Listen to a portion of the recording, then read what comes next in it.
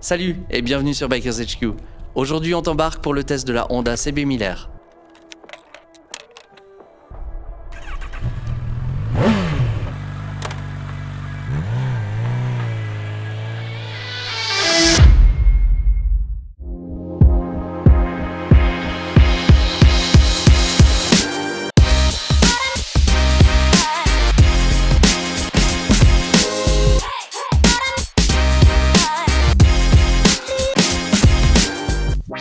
Introduite en 2008 pour remplacer la Hornet 900, la CB 1000R a été dès sa sortie un gros succès commercial.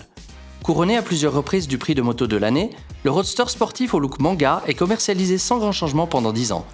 En 2018, Honda change radicalement de direction et présente la CB 1000R avec un nouveau concept appelé Neo Sport Café. Les éléments esthétiques tels que l'optique ronde et les pièces en aluminium brossé lui donnent un petit côté rétro. Mais si on la regarde de plus près, les phares full LED et le compteur numérique nous rappellent que c'est une vraie moto moderne. La base moteur reste celle de la CBR 1000 de 2008, mais se voit gonfler de 20 chevaux par rapport au modèle précédent, passant ainsi à 145. L'introduction du système Ride-by-Wire permet l'arrivée d'une gestion électronique complète, incluant 3 modes de puissance, le traction control et le frein moteur réglable, ainsi que l'installation d'un shifter up and down en option, présent sur notre modèle d'essai. Pour compléter ce gain de performance, elle s'offre un petit régime de 10 kg par rapport à son aîné.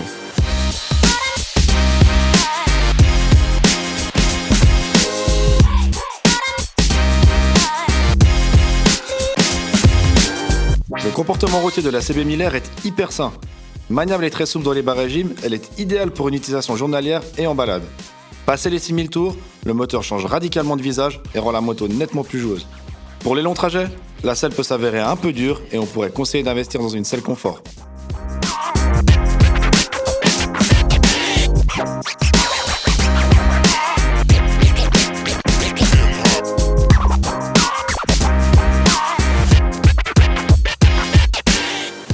Voilà, on se retrouve chez GDK Moto à Gland dans leur atelier avec la CB 1000R. Gros changement esthétique par rapport au modèle précédent. Toi, t'en as pensé quoi? Alors, franchement, j'aime bien. C'est vrai que j'étais pas hyper fan du modèle de l'époque, parce qu'il était vraiment très agressif, très spécial. Il fallait aimer, vraiment. Là, ils l'ont un peu européanisé. On dirait presque une Ducati Monster. Et comme tout le monde le sait, moi, je suis un grand fan des motos italiennes. Donc, vraiment, ça me plaît. Ouais, c'est vrai que là, ils sont partis. Ils ont complètement cassé par rapport au look un peu manga, qui est un peu la norme, il faut le dire, chez les constructeurs japonais. Ils ont choisi chez Honda de partir sur vraiment le look café racer. Avec un côté très très moderne, on a un phare full LED, il y a des petites touches d'alu brossé par-ci par-là qui sont vraiment chouettes, c'est hyper bien fini. Et ce qu'il faut remarquer par rapport au modèle précédent, elle a complètement maigri, c'est une moto qui est beaucoup plus compacte. Toi tu fais 1m90, à l'utilisation, t'en as pensé quoi? Bah écoute, c'est vrai que la première fois qu'on est arrivé ici, je t'ai tout de suite dit, putain, vraiment, elle est vraiment devenue petite. Alors c'est qu'une impression, parce que bon, au final, quand je monte dessus, c'est vrai que c'est pas une moto énorme, qu'on pourrait avoir des cruisers et tout ça.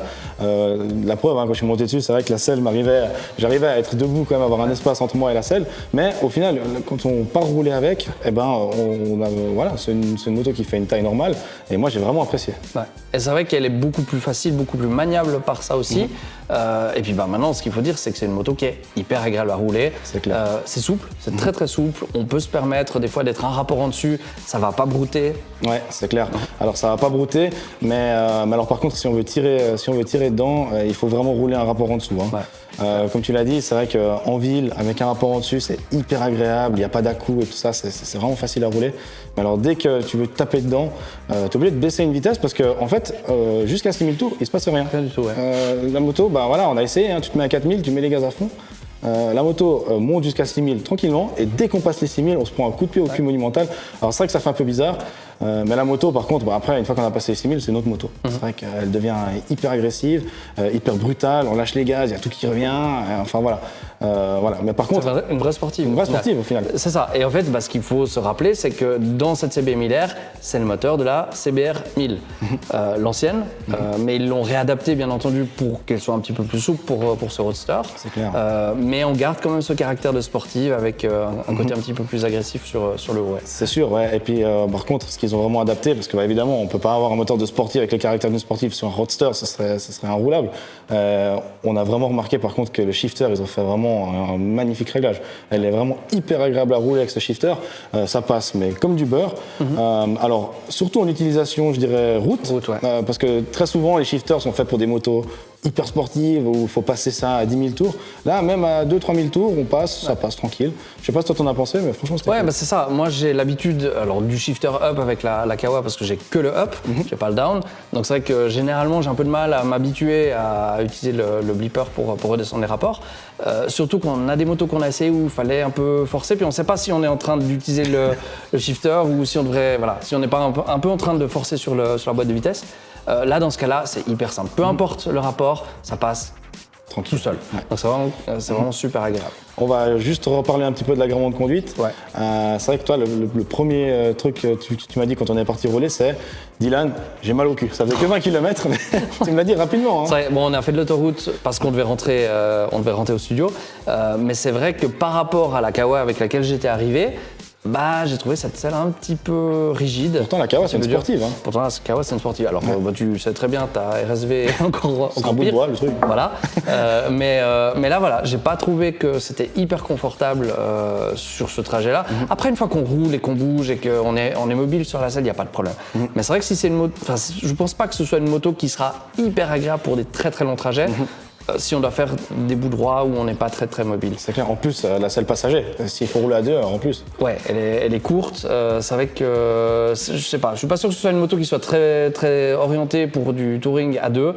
Par contre, seule, comme on l'a dit, avec un peu de rythme et du mouvement sur la selle, c'est une super moto. Elle est hyper agréable, elle est facile à utiliser. Et c'est une chose qu'on a vraiment remarqué, c'est qu'il n'y a jamais de surprise. Alors tu parlais de ces 6000 tours, oui, mais on choisit d'y aller. C'est ça. C'est pas que tout d'un coup on va avoir une surprise avec toute la puissance qui déboule et on s'y attendait pas. Là, il faut choisir d'y aller, mais on peut très bien la rouler en dessous avec cette très grande souplesse qu'elle a. Et puis quand on a envie d'ouvrir un petit peu plus, on passe en dessous des 6000 tours et ça se roule comme une sportive. Et au niveau de la tenue de route, etc., qu'est-ce que t'en as? Toi, t'en as... Eh ben écoute, franchement, c'est une moto qui est agréable à rouler même justement soit dans l'école, soit en ville. Donc c'est hyper maniable. Hein. Les demi-tours sur route, c'est un régal. Enfin, nous qui roulons en sportif, on dirait un vélo le truc, c'est vraiment hyper cool. Et puis autant en col, c'est vraiment cool. Alors de nouveau, ça reste un roadster, donc c'est vrai qu'on n'a pas la stabilité d'un train avant comme sur les sportifs qu'on a.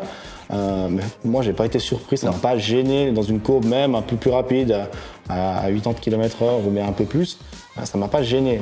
Franchement, j'ai vraiment apprécié. Non, c'est une moto qui est, au final, si on doit conclure, polyvalente et super bien équilibrée. Vraiment, si on doit garder quelque chose, c'est vraiment ça. En conclusion, on a aimé la polyvalence et la facilité de prise en main, le look néo-rétro qui se différencie de la concurrence japonaise, les finitions de qualité sans plastique apparent, le shifter disponible en option, très agréable à utiliser. On a moins aimé le manque de confort de la selle pendant les longs trajets, l'absence d'un shifter sur la version de base, alors que la plupart des concurrentes dans le même segment de prix en sont équipées. La Honda CB 1000R est disponible au prix de 14 990 francs suisses ou 13 449 €.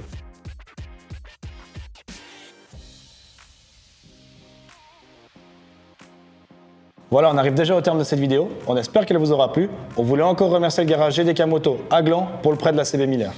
On se retrouve dès la semaine prochaine pour une nouvelle vidéo. D'ici là, n'oubliez pas de vous abonner à la chaîne et vous nous retrouvez aussi sur nos profils Instagram qu'on vous met juste là. À tout bientôt. Ciao.